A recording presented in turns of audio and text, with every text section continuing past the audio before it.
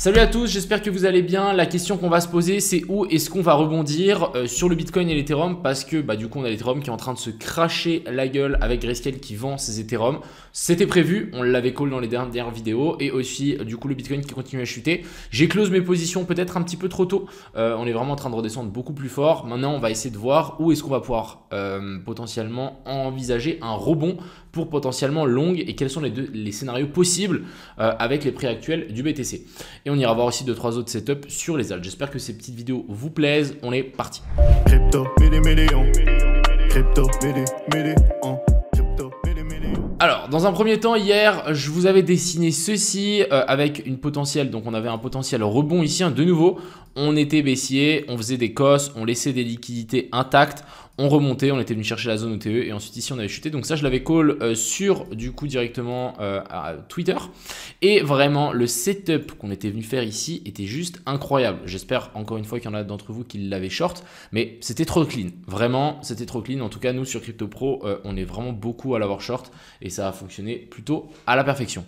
Alors, je vais vous l'expliquer un petit peu. Ici, on avait cause, donc continuation de la structure baissière. On s'attendait à un potentiel retour dans la zone OTE de tout ce mouvement-là. Donc, vous voyez que la zone OTE, on était bien revenu la chercher. On est venu faire du coup une très jolie petite inversion structure. Donc là, on a eu le cos et ici, on a eu le boss. On est remonté tranquillement chercher du coup la zone des 0,118, donc depuis le haut jusqu'en bas, regardez-moi comme c'est précis. Et ensuite ça s'est craché la gueule. On aurait pu être vraiment encore plus précis en targetant ce sommet là. Après ça aurait été un petit peu plus sketchy parce qu'on n'avait pas du coup la vraie validation qu'on était en train de changer de tendance. Mais en gros on était revenu chercher la toute petite zone de fair value gap qu'on a laissé là. Et franchement c'était giga clean. Franchement les graphiques en ce moment ils sont parfaits. Mais quand je dis parfait c'est parfait. Du coup petite inversion structure et du coup on a chuté complètement et on est descendu beaucoup plus bas.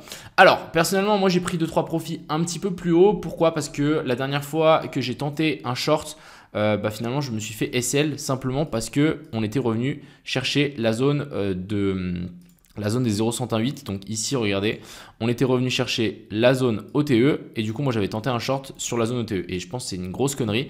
Donc ce que j'ai voulu faire simplement moi j'ai tenté, j'ai pas tenté mais j'ai pris mes profits ici simplement parce que je me suis dit ça suffit largement et on peut potentiellement rebondir. On était clairement sur une zone de rebond. D'ailleurs on l'est toujours dans une potentielle zone de rebond parce qu'en fait ici on a un cos et du coup toute la zone qu'on a ici tant qu'on ne fait pas un plus bas par rapport à là, on peut avoir un potentiel rebond. Donc pour le moment, moi je reste plutôt ici aussi en toute petite low time frame si on a un setup. Je dis bien encore une fois si on a un setup. Si on n'a pas de setup, de toute façon on est spectateur du marché, donc je pense qu'on peut descendre, du coup récupérer les liquidités.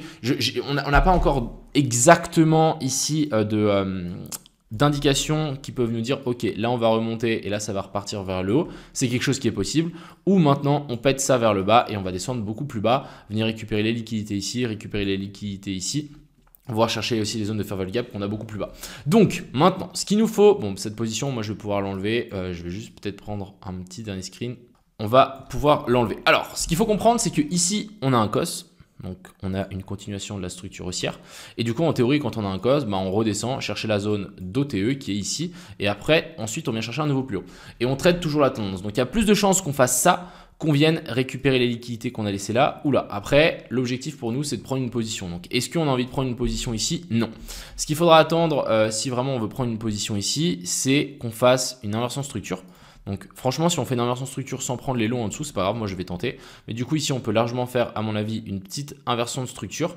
Donc il va falloir patienter, soit qu'on fasse une clôture au-dessus de ça, soit qu'en low time frame, ici, on nous fasse un petit bottom avec une fair value gap inversée. Donc par exemple, imaginons, on laisse une zone de fair value gap ici et qu'on continue à descendre un petit peu plus bas.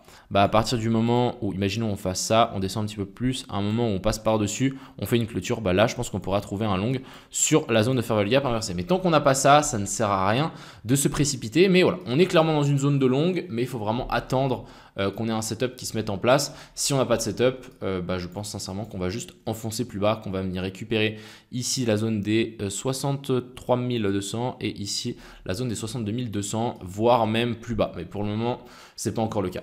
Du côté de l'Ethereum, Ethereum se fait vraiment violenter. Vraiment, c'est assez violent, hein, la chute qu'on est en train de faire. Moi, je vous ai partagé l'analyse sur Twitter, les gars. Je veux qu'on vienne récupérer les lots qu'on a laissés là. Donc moi, je vous ai mis ça. Potentielle correction ici en A, B puis C dans un canal baissier. On s'est fait rejeter par la zone OTE et on est venu faire chercher les liquidités. Ici, je ne vais pas compter ça comme un boss.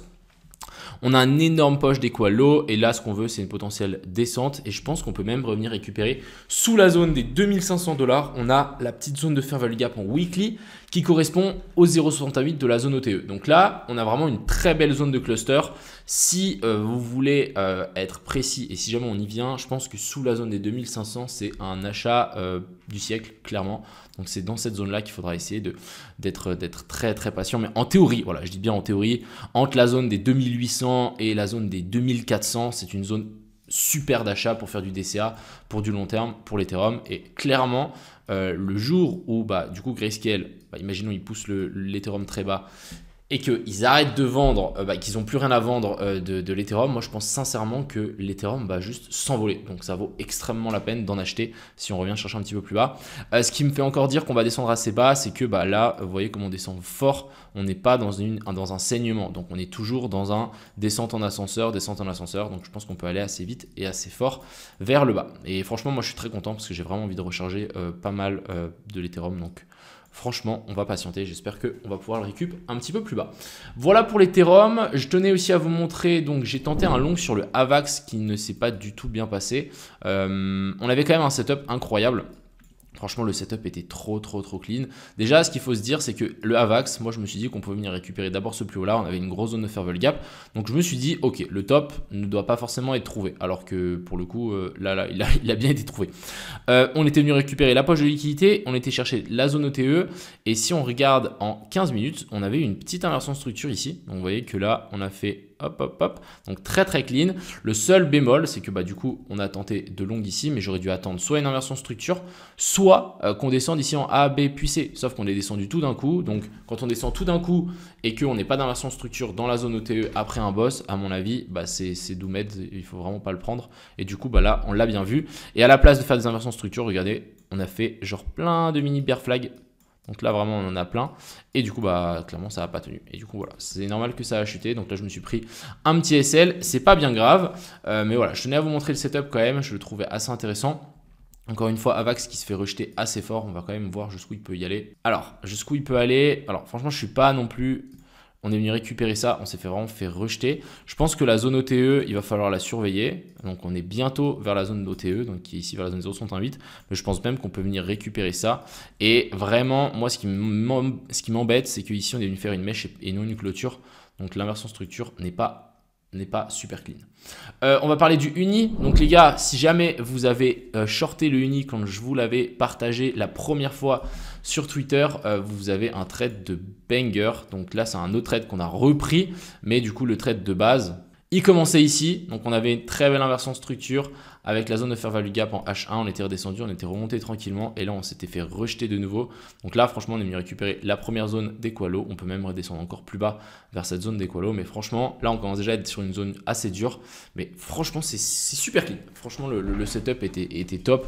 Là, on a eu un 6,8 R. On a eu une petite inversion structure, prise de liquidité, COS dans COS. Hop. Franchement, magnifique. On a aussi eu le DOT, franchement trop clean. On a eu très belle inversion structure ici qui s'est mis en place avec un retour dans la zone de fair value gap qu'on avait laissé ici en 4 heures. Ça a tenu, boum, on est venu chercher les liquidités. Rien à dire, c'est juste by the book. C'est vraiment exactement les setups qu'on veut voir dans les livres. Ils sont là, ils se dessinent de temps en temps sur les graphiques et ça fonctionne. Et on va finir du coup pour parler du BTC parce que là, il nous fait quand même quelque chose de très intéressant. On est venu récupérer une poche de liquidité qui était ici. Donc on est quand même sur une potentielle zone de longue. Et voyez la petite zone de fair value gap que je vous ai indiqué au début de la vidéo. Regardez, on est en train de traverser. Donc là, perso, je vais quand même tenter ce long là, placer mon ordre d'achat juste au-dessus de la zone de fair value gap ici inversé, stop loss ici en dessous et là on va pouvoir à mon avis target soit c'est plus haut là, voire chercher un petit peu plus haut, chercher les zones de fair value gap qu'on a là. Donc on peut avoir un super trade, c'est un trade que je vais tenter, qui est vraiment à mon avis super clean. Donc voilà, là vous avez un petit trade en direct, je pense sincèrement qu'il peut très bien passer. Donc IFVG, on va rentrer vraiment sur l'inversion de structure, il faut juste attendre la clôture de la bougie en 5 minutes et ensuite ça sera tout cadeau. Enfin bref, j'espère que cette vidéo vous a plu, je vous souhaite à tous une agréable fin de journée, c'était Crypto Millions, ciao.